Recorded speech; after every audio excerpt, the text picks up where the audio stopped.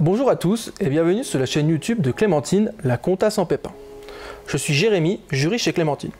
Aujourd'hui, nous allons parler des dividendes. Dans un premier temps, nous allons faire un point général sur les dividendes, pour les définir. Dans un second temps, nous verrons quelles sont les sommes distribuables en tant que dividendes. Dans un troisième temps, nous verrons comment distribuer ces dividendes, par quels moyens. Et dans un dernier et quatrième temps, nous allons parler de la fiscalité liée aux dividendes.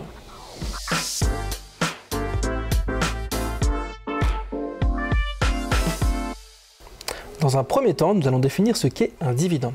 Un dividende, c'est une somme d'argent qui est versée aux associés ou aux actionnaires grâce aux bénéfices ou aux réserves accumulées au sein des sociétés. Attention, les dividendes ne peuvent être versés que pour les sociétés soumises à l'impôt sur les sociétés. Le dividende, c'est en quelque sorte une récompense faite pour l'investissement, notamment financier, des associés et des actionnaires de la société. Afin de pouvoir effectuer un versement de dividendes, il faut pouvoir bénéficier de réserves distribuables au sein de la société. Ces réserves sont constituées du bénéfice de votre société et également des réserves antérieures de la société. Ces réserves antérieures de la société sont constituées des bénéfices accumulés au sein de la société qui éventuellement n'auront pas été versés au cours des exercices précédents. Également, il faut bien être vigilant en cas de perte accumulées au cours des exercices précédents, à bien combler ces dettes et ces pertes en priorité afin de pouvoir effectuer un versement de dividendes. Également, il faut bien libérer intégralement le capital social de votre société afin de pouvoir effectuer un versement de dividendes. Nous allons voir, dans un troisième temps, comment distribuer ces dividendes. Le versement de dividendes est toujours décidé en assemblée générale des associés ou des actionnaires de la société.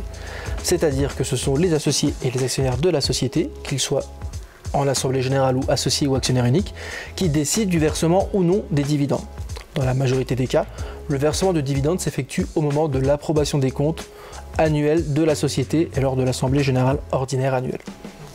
Cependant, il est également possible de procéder à un versement dit exceptionnel de dividendes en dehors de cette assemblée générale ordinaire annuelle si l'assemblée générale constate des réserves suffisantes accumulées pour pouvoir effectuer un versement de dividendes.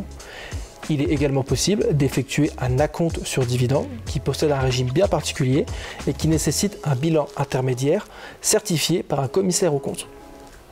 Le versement de dividendes, sauf disposition statutaire contraire ou pacte d'associés contraire, s'effectue à proportion du pourcentage de détention de chaque associé au sein de la société. Concernant la position des dividendes, pour notre dernier point, depuis le 1er janvier 2018 existe la flat tax, autrement appelé le prélèvement forfaitaire unique. Il s'agit d'un prélèvement forfaitaire libératoire de 30%.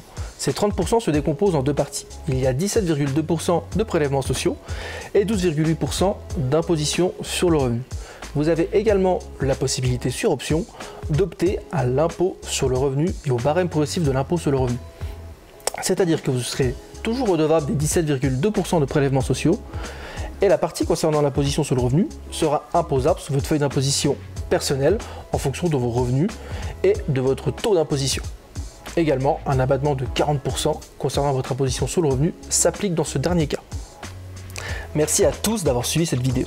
N'hésitez pas à nous contacter si vous avez besoin de plus de renseignements. Également, vous pouvez regarder nos précédentes vidéos sur notre chaîne YouTube et nous rejoindre sur nos réseaux sociaux.